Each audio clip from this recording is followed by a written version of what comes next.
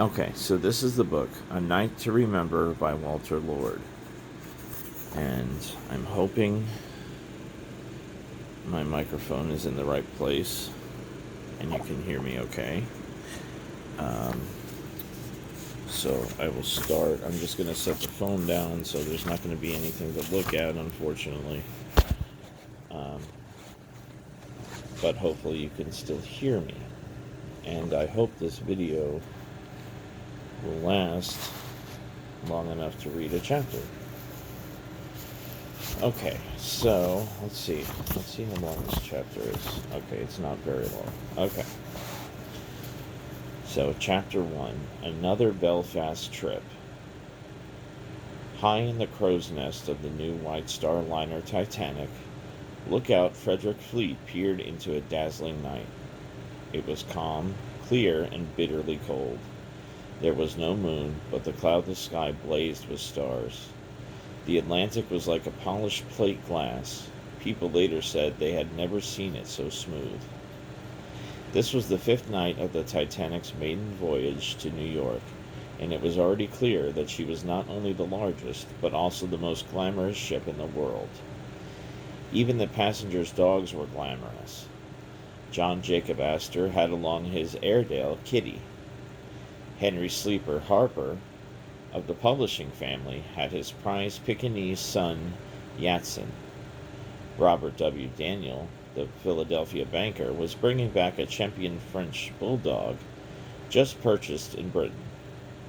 Clarence Moore of Washington also had been dog shopping, but the 50 pairs of English foxhounds he bought for the London hunt weren't making the trip.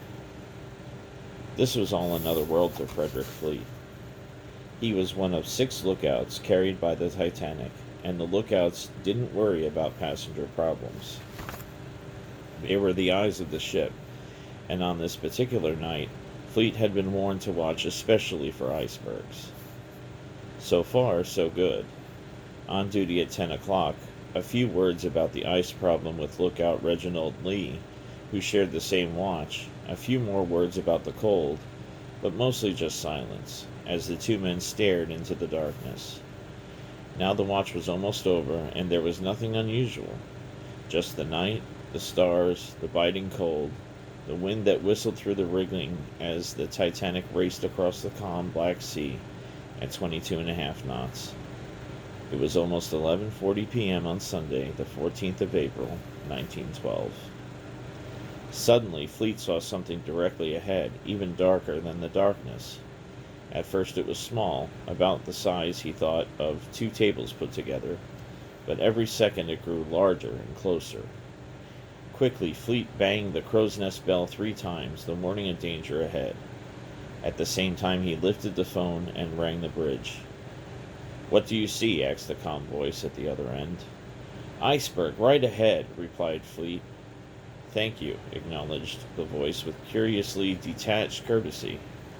Nothing more was said. For the next 37 seconds, Fleet and Lee stood quietly side by side, watching the ice draw nearer. They were almost on top of it, and still the ship didn't turn. The berg towered wet and glistening far above the forecastle deck, and both men braced themselves for a crash. Then, miraculously, the bow began to swing to port. The bow began to swing to port. At the last second, the stern shot into the clear, and the ice glided swiftly by along the starboard side. It looked to Fleet like a very close shave. At this moment, Quartermaster George Thomas Rowe was standing watch on the after bridge. For him, too, it had been an uneventful night. Just the sea, the stars, the biting cold. As he paced the deck, he noticed that he and his mates called whiskers round the light, tiny splinters of ice in the air, fine as dust, that gave off myriads of bright colors whenever caught in the glow of the deck lights. Then, suddenly, he felt a curious motion break the steady rhythm of the engines. It was a little like coming alongside a dock wall rather heavily. He glanced forward and stared again. A windjammer, sails set, seemed to be passing along the starboard side. Then he realized it was an iceberg. towering perhaps 100 feet above the water. The next instant it was gone, drifting astern into the dark. Meanwhile, down below in the first-class dining saloon on D-deck, 4 other members of the Titanic's crew were sitting around one of the tables. The last diner had long since departed, and now the big white Jacobean room was empty except for this single group. They were dining saloon stewards, indulging in the time-honored pastime of all stewards off duty. They were gossiping about other passengers. Then, as they sat there talking, a faint grinding jar seemed to come from somewhere deep inside the ship. It was not much, but enough to break the conversation and rattle the silver that was set for breakfast the next morning. Steward James Johnson felt he knew just what it was.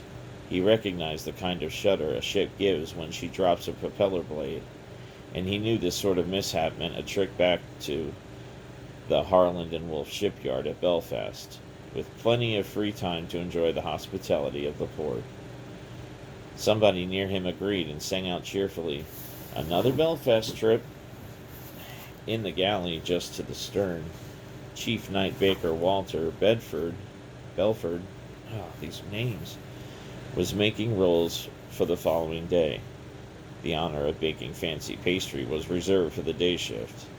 When the jolt came, it impressed Bedford more strongly than Steward Johnson, perhaps because a pan of new rolls clattered off the top of the oven and scattered about the floor.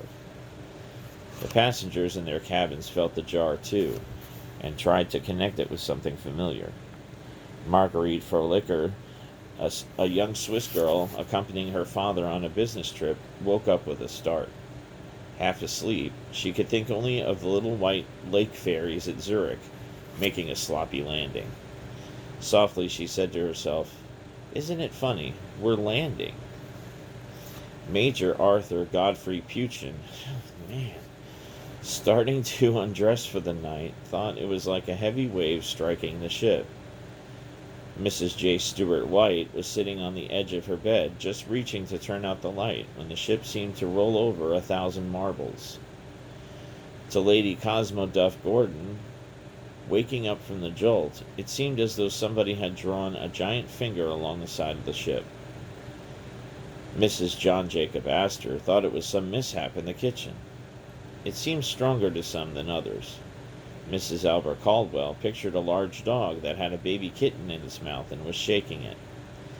Mrs. Walter B. Stevenson recalled the first ominous jolt when she was in the San Francisco earthquake, then decided this wasn't that bad. Mrs. E. D. Appleton found hardly any shock at all, but she noticed an unpleasant ripping sound, like someone tearing a long, long strip of calico. The jar meant more to J. Bruce Ismay, managing director of the White Star Line, who was in a festive mood for going along for the ride on the Titanic's first trip. Ismay woke up with a start in his deluxe suite on B-deck. He felt sure the ship had struck something, but he didn't know what. Some of the passengers already knew the answer. Mr. and Mrs. George A. Harder, a young honeymoon couple down in the cabin E-50, were still awake when they heard a dull thump. Then they felt the ship quiver, and there was a sort of rumbling, scraping noise along the ship's side. Mr. Harder hopped out of bed and ran to the porthole. As he looked through the glass, he saw a wall of ice glide by. The same thing happened to James B. Mageau, a gimbals buyer from Philadelphia, except his experience was somewhat more disturbing. His porthole was open, and as the berg brushed by, chunks of ice fell into the cabin. Like Mr. Mageau, most of the Titanic's passengers were in bed when the jar came. On this quiet, cold Sunday night, a snug bank seemed to be the best place to be. But a snug bunk seemed to be the best place to be. But a few shipboard diehards were still up. As usual, most were in the first-class smoking room on A-deck. And as usual, it was a very mixed group. Oh, here we go. Good grief. Around one table sat Archie Butt, President Taft's military aide, Clarence Moore, the traveling master of hounds, Harry Windener, the son of Philadelphia's streetcar magnate, and William Carter, another mainliner. They were winding up a small dinner given by Widener's father in honor of Captain Edward J. Smith, the ship's commander. The captain had left early, the ladies had been packed off to bed, and now the men were enjoying a final cigar before turning in too. The conversation wandered from politics to Clarence Moore's adventures in West Virginia, the time he helped interview the old feuding mountaineer Ance Hetfield. Buried in a nearby leather armchair, Spencer V. Silverthorne, a young buyer for Nugent's department store in St. Louis, browsed through a new bestseller. Not far off, Lucien P. Smith, still another Philadelphian, struggled gamely through the linguistic problems of a bridge game with three Frenchmen. At another table, the ship's young set was enjoying a somewhat noisier game of bridge. Normally, the young set preferred the livelier Café Parisien, just below on B deck, and at first tonight was no exception. But it grew so cold that around 11:30 the girls went off to bed, and the men strolled up to the smoking room for a nightcap. Most of the group stuck to highballs. Hugh Woolner, son of the English sculptor, took a hot whiskey and water. Lieutenant Bacon Bjornstrom Stephenson, a young Swedish military attaché on his way to Washington, chose a hot lemonade. Somebody produced a deck of cards, and as they sat playing and laughing, suddenly there came that grinding jar. Not much of a shock, but enough to give the men a start. Mr. Silverthorne still sits up with a jolt when he tells it. In an instant, the smoking room steward and Mr. Silverthorne were on their feet, through the aft door, past the palm court, and out onto the deck. They were just in time to see an iceberg scraping along the starboard side, a little higher than the boat deck. As it slid by, they watched chunks of ice breaking and tumbling off into the water. In another moment, it faded into the darkness astern. Others in the smoking room were pouring out now.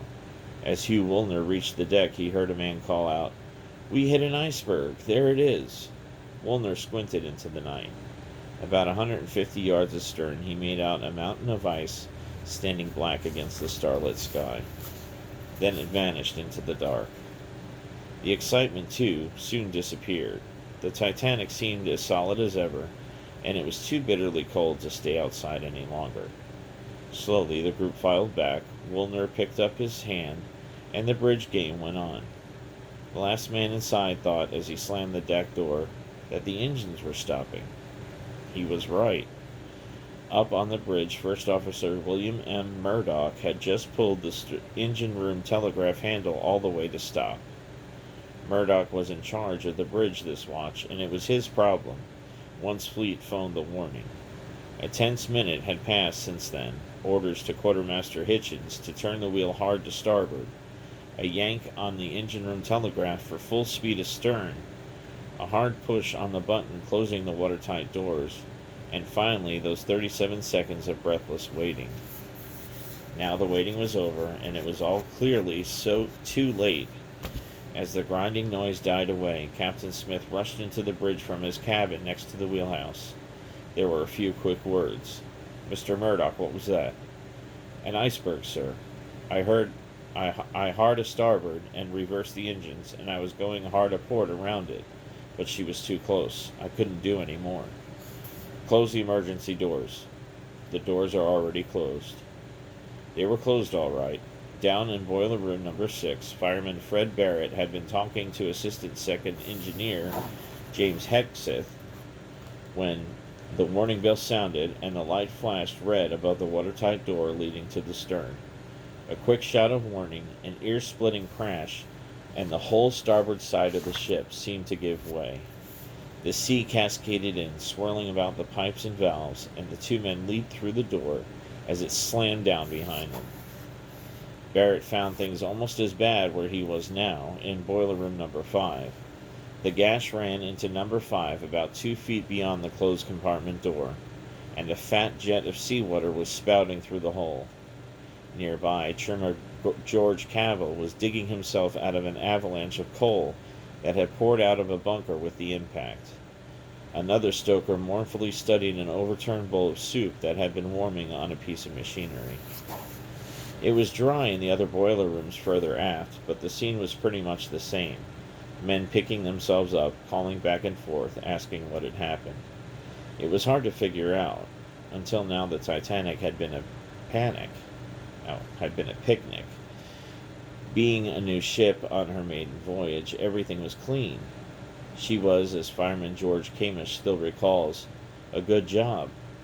Not what we were accustomed to in old ships, slogging our guts out and nearly roasted by the heat. All the firemen had to do was keep the furnaces full. Not need to work the fires with slice bars, pricker bars, and rakes.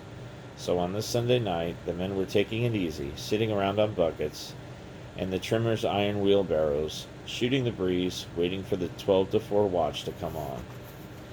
Then came that thud, the grinding, tearing sound,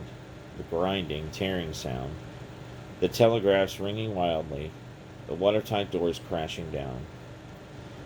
Most of the men couldn't imagine what it was. The story spread that the Titanic had gone aground,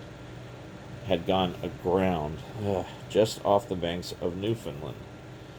Many of them still thought so, even after a trimmer came running down from above shouting, "Blimey, we've struck an iceberg."